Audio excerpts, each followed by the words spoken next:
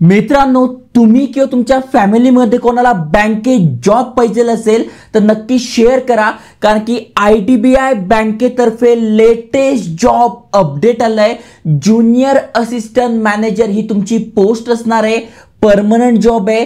खासियत याची अशी आहे की अप्लाय करणं सुद्धा सुरू झालेलं आहे। 20 मे ही शेवटची तारीख आहे, त्याआधी आपल्याला अप्लाय करायचं आहे। इथे जर तुम्हाला जॉबला लागायचं असेल तर सगळ्यात आधी ऑनलाईन टेस्ट होणार आहे, त्यानंतर इंटरव्ह्यू होणार आहे आणि सिलेक्शन होणार आहे। यासाठी कशा प्रकारे तयारी करायची, कुठले कुठले पुस्तकं वापरायचे, कुठल्या पुस्तकांमधून अभ्यास करायचा, सगळी माहिती तुम्हाला आजच्या व्हिडिओ सांगतोय, त्यामुळे व्हिडिओ पूर्ण बघा। ज्यांना बँकेत जॉब पाहिजे आहे त्यांच्यासाठी जबरदस्त अपडेट आहे, डिटेल मध्ये समजून घेऊ। त्याआधी असेच नवीन job update, career guidance, free courses बद्दल माहिती पाहिजे असेल तर नक्की चॅनल सबस्क्राइब करा। चला तर बघूया डिटेल मध्ये। मित्रांनो, तुम्ही स्क्रीनवर बघू शकताय IDBI बँकेच्या ऑफिशियल पेजवर घेऊन आलोय। तुम्ही ते वाचू शकताय IDBI बँक करंट ओपनिंग, सध्याच्या जागा ओपन आहेत त्याच्याबद्दल माहिती आहे। आणि तुम्ही बघू शकताय सगळ्यात पहिल्या 1 नंबरला भरती आहे junior assistant manager grade O 2025-26 साठी ही भरती निघालेली आहे। महत्त्वाचं म्हणजे परमनंट जॉब आहे आणि ही बघा यांची PDF आहे, यामध्ये सगळी माहिती दिलेली आहे।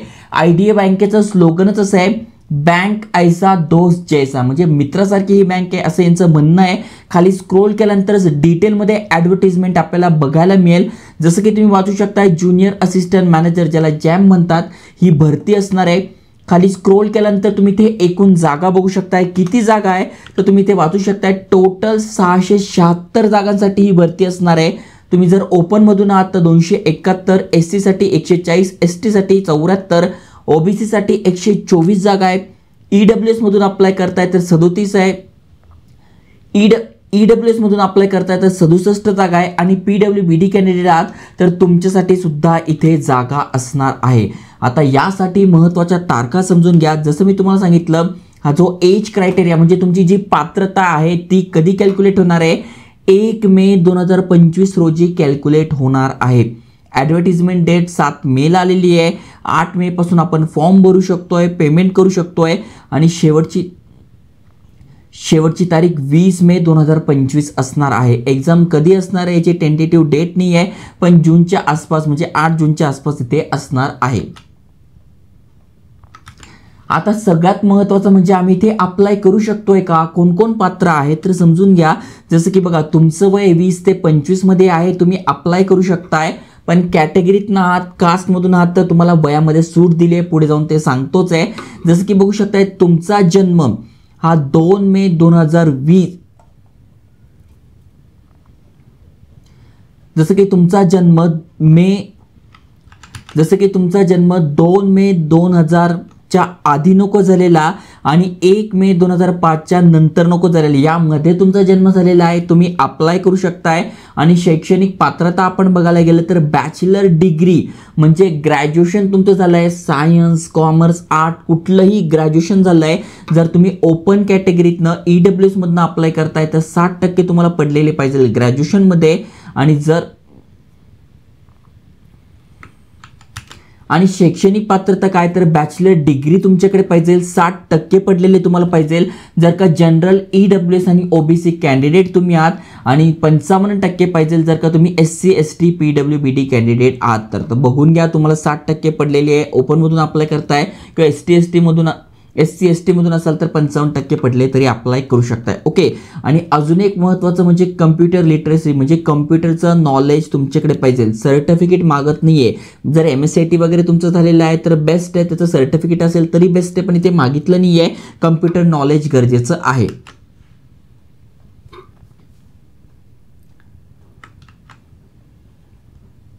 आता इथे आपल्याला सॅलरी किती मिळणार आहे तर तुम्ही ते बघू शकताय, 6.14 लाख to 6.5 लाख ही तुमची इथे सिटीची असणार आहे, ही तुम्हाला सॅलरी मिळणार आहे, जी की एक चांगली गोष्ट आहे।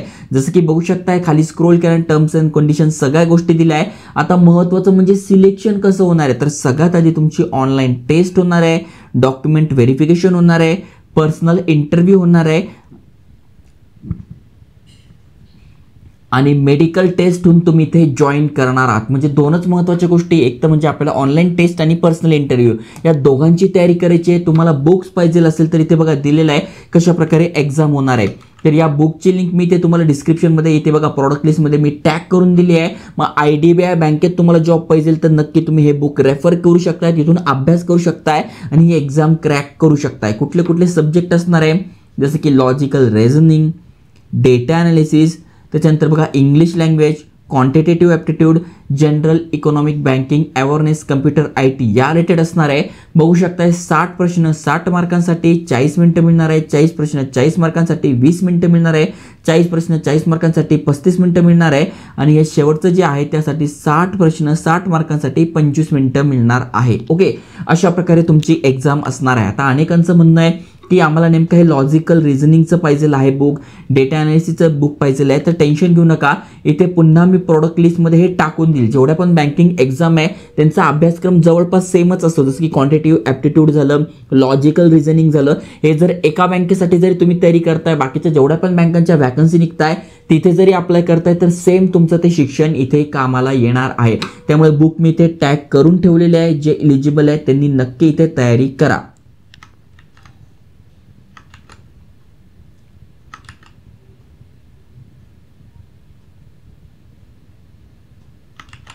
ही जी परीक्षा आहे ती तुम्ही इंग्लिश लँग्वेजमध्ये आणि हिंदीमध्ये देऊ शकताय.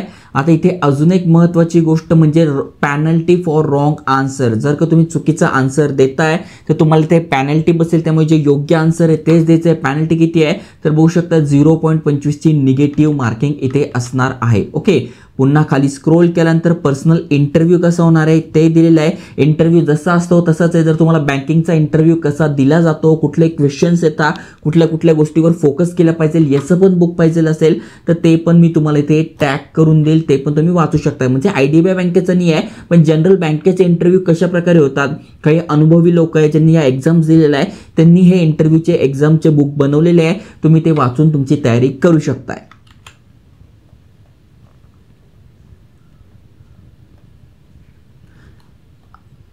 आता इथे अजून एक एलिजिबिलिटी क्रायटेरिया महत्त्वाचं म्हणजे तुम्ही भारतीय नागरिक पाहिजे. आणि जसं मी तुम्हाला सांगितले ते वयामध्ये सूट दिलेली आहे 20 ते 25 आहे. पण जर का तुम्ही SC ST मधून असाल तर 5 वर्षे सूट म्हणजे 25 आणि 5 30 वयापर्यंत तुम्ही अप्लाय करू शकताय. OBC मधून तुम्ही आहात नॉन क्रिमिनल तर 3 वर्ष सूट आहे, 25+3 अप्लाय करू शकताय. आणि इथे बघू शकताय PWBD कॅन्डिडेट तुम्ही आहात तर 10 वर्ष सूट आहे म्हणजे 25 आणि 10 35 पर्यंत तुम्ही आहात अप्लाय करू शकता. एक सर्व्हिसमन झालं, बाकीच्यांसाठी पण इथे वयामध्ये सूट दिली आहे.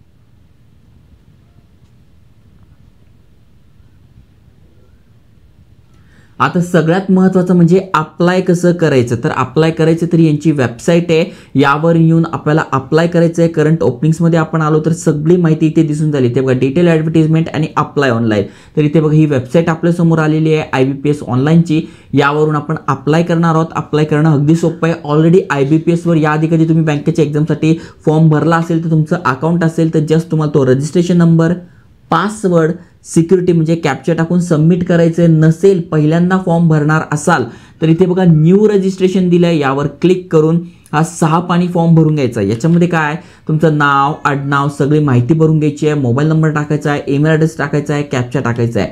त्यानंतर फोटो आणि सिग्नेचर, तुमचा फोटो आणि सिग्नेचर अपलोड करायचे. त्याच्यानंतर डिटेल्स टाकायचे. डिटेल्समध्ये काय विचारता, मग 10वी झालंय, मग 10वीला किती मार्क होते, कुठल्या कॉलेजमधून केले, 10वीला किती मार्क होते, कुठल्या युनिव्हर्सिटीमधून केलंय ते, त्याच्यानंतर 12वी झालंय, कुठून केलंय, कुठले सब्जेक्ट होते, ग्रॅज्युएशन झालंय, कुठला सब्जेक्ट होता, किती मार्क पडले, हे डिटेल्स टाकून घ्यायचे आहे. त्यानंतर प्रिव्ह्यू करायचं आहे. जे पण तुम्ही नाव सांगितलंय, मोबाईल नंबर सांगितलाय तो बरोबर आहे का. अनेक जण चुका करतात, मग त्यांना प्रॉब्लेम येतो, तो एकदा प्रिव्ह्यू करून घ्या. त्यानंतर अपलोड करायचे तुमचे डॉक्युमेंट 10वी 12वीचे जे पण आहे ते, आणि पेमेंट करायचं आणि तुमचा इथे फॉर्म सबमिट झालाय.